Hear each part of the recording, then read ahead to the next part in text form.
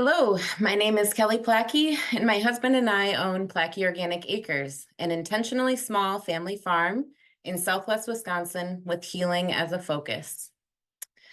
With our son Silas, we are collectively the second and third generations of Placke Organic Acres, and we are currently in a transition phase of our business, where we are going from a commodity farming model, where we've produced organic milk and small grains for over 30 years, to an intentionally smaller, more holistic model of farming with a diversity of offerings. But before I tell you more about where we are growing, I want to tell you about our roots. My parents bought this farm in 1980 and managed it as a conventional dairy until 1996, when they had the foresight to transition it to organic. After seeing two of his brothers battle cancer at young ages, my dad had no interest in raising his kids around the chemicals that had saturated the agriculture industry.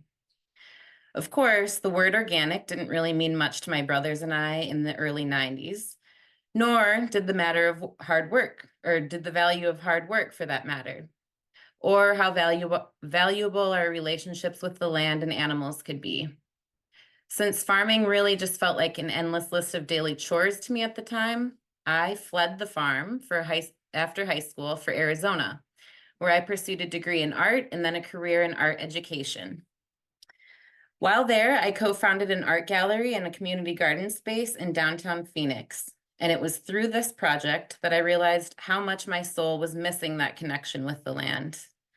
I saw how valuable and nurturing just a little garden could be for building community and instilling well-being in individuals.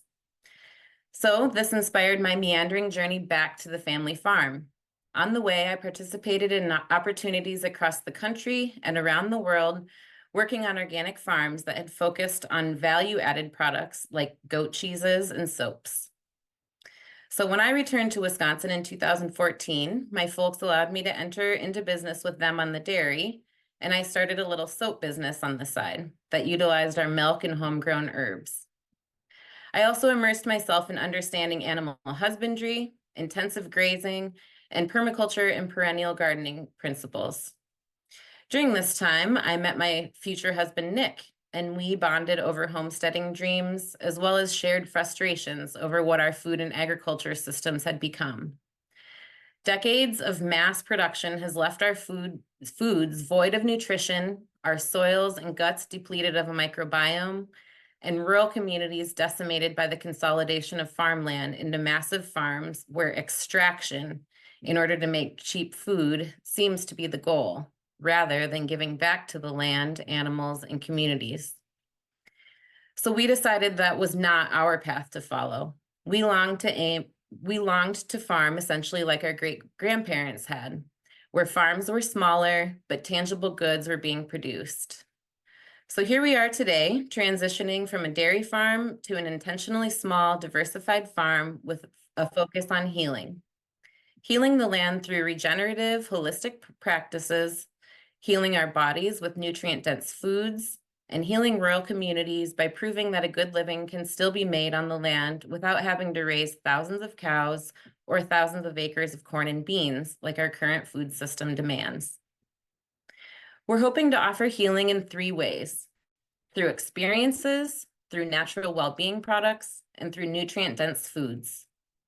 Some experiences we offer include barn and pasture concerts, outdoor yoga and meditation sessions, farm-to-fork dinners, and plein-air art classes for kids and adults. Natural well-being products include our handmade soaps and salves, and fresh and dried florals and herbs. And the nutrient-dense foods that we offer include organic grain-free beef, pastured pork and lamb, free-range eggs, organic garlic, organic elderberries, and our newest product that we are launching this year, our elderberry syrup.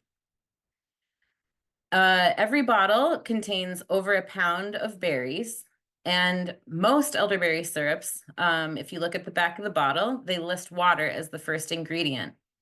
And that's because they're using dehydrated berries that were most likely imported from Europe. Just the dehydration process alone zaps 30% of the berry's nutrients, and then they further degrade as they sit in warehouses and shipping containers.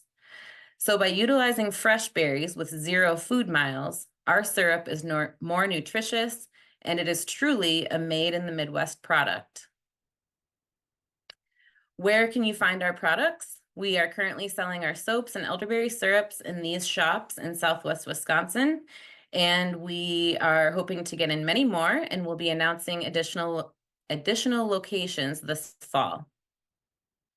We've also got a little farm store where all of our products can be found, including individual cuts of meat. And by the end of the summer, we are hoping to finally enter the digital age and launch our website, where we will then be able to ship things all across the country. Until then, you can follow us on Facebook for announcements about seasonal products and events. And in closing, I just want to reiterate that small-scale farmers are true stewards of our land, watersheds, and rural communities. And when we think of our food as medicine, and then we make conscious decisions about where we're sourcing that food from, we not only have the power to invest in our own health, but we have the power to invest in the health of our Midwestern communities and natural spaces. Thank you for listening.